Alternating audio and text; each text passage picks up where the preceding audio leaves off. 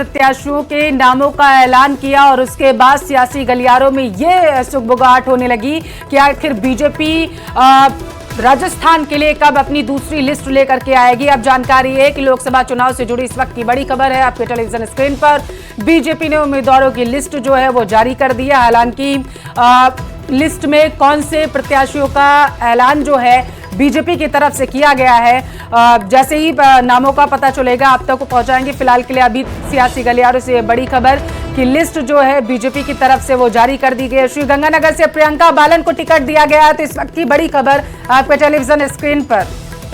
तो ये बड़ी खबर, भारतीय जनता पार्टी की तरफ से लिस्ट जारी की गई है। सबसे बड़ी खबर इस वक्त क्या आ रही है, श्रीगंगानगर से प्रियंका बालन भारतीय जनता पार्टी की प्रत्याशी होंगी, इस तरह की जानकारी सामने आ रही है।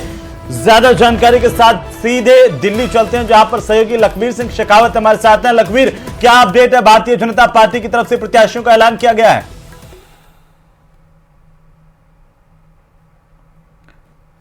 बीजेपी ने अपने प्रत्याशियों का ऐलान कर दिया है और राजस्थान की 7 सीटों पर भी भारतीय जनता पार्टी के प्रत्याशियों का अधिकृत ऐलान हो गया है। हालांकि 3 सीटों को अभी भी होल्ड पर रखा गया है, क्योंकि लगातार मंथन का जो दौर है वो जारी है और अगर किसी प्रकार का होमवर्क किया जा सकता है अंतिम दौर में भी, तो उसमें पार्टी जुटी हुई है। ऐसे में 7 सीटों पर पार्टी ने अपने प्रत्याशियों का ऐलान किया, जिसमें गंगानगर जो कि एससी रिजर्व सीट है वहां पर प्रियंका बालन को प्रत्याशी बनाया गया है। झुंझुनू से शुभकरण चौधरी को प्रत्याशी बनाया गया है, जिन्होंने उदयपुर वाटी से चुनाव लड़ा था, पूर्व में विधायक रहे हैं शुभकरण चौधरी।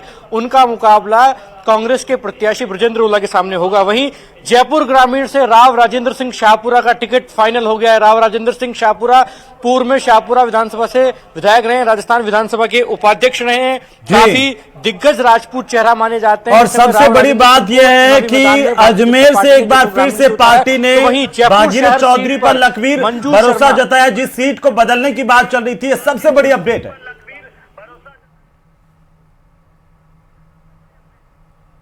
न केवल अजमेर बल्कि टोंक सवाई माधोपुर से भी टिकट रिपीट किया गया है और सुखबीर सिंह जौनपुरिया को चुनावी मैदान में उतारा गया है। सुखबीर सिंह जौनपुरिया 2 बार के सांसद हैं, 2014-2019 में बड़े मैंडेट से चुनाव जीते हैं। इस प्रकार की चर्चाएं थी कि किसी महिला गुर्जर नेता को वहां टिकट दी जाएगी, लेकिन ऐसा हुआ नहीं। अंतिम दौर में सुखबीर सिंह जौनपुरिया ने बाजी मार ली है, टोंक सवाई माधोपुर से प्रत्याशी घोषित हुए हैं।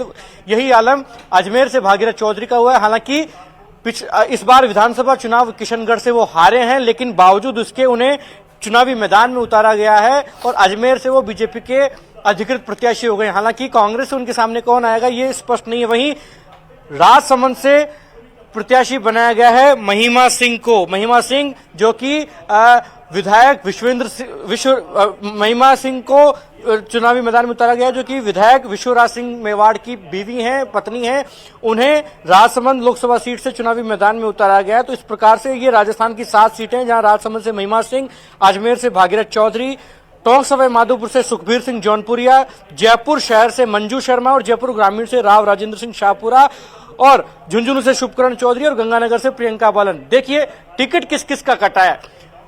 श्रीगंगानगर से 5 बार के सांसद बीजेपी के कद्दावर नेता निहालचंद मेघवाल का टिकट इस बार काट दिया गया है, जिसके पीछे कारण जो रहा होगा वो निश्चित रूप से रहा होगा कि पूर्व मुख्यमंत्री वसुंधरा राजे से उनकी नजदीकी रही है, 5 बार से लगातार सांसद हैं। ऐसे में पार्टी को जरूरत थी कि एक नई खेप वहां तैयार की जाए, इसलिए नगर पालिका की चेयरमैन रही हैं मौजूदा प्रियंका बालन, उन्हें चुनावी मैदान में उतारा गया है। वहीं झुंझुनू से ब्रजेंद्र ओला का मुकाबला कौन ऐसा कद्दावर जाट नेता कर सकता है, ये पार्टी ने लगातार मंथन किया और फिर निर्णय की स्थिति पर पार्टी पहुंची और उन्होंने शुभकरण चौधरी को चुनावी मैदान में उतारा। लेकिन इस सीट पर रोचक मुकाबला हो सकता है, क्योंकि राजेंद्र गुढ़ा जो कि उदयपुर वाटी से विधायक रहे हैं और काफी राइवलरी चर्चाओं में रहती है शुभकरण चौधरी और राजेंद्र गुढ़ा की, अगर वो निर्दलीय के तौर पर या शिवसेना के प्रत्याशी के तौर पर ताल ठोकते हैं झुंझुनू लोकसभा सीट पर शुभकरण चौधरी को टिकट मिलने के बाद, तो काफी रोचक मुकाबला हो सकता है। क्योंकि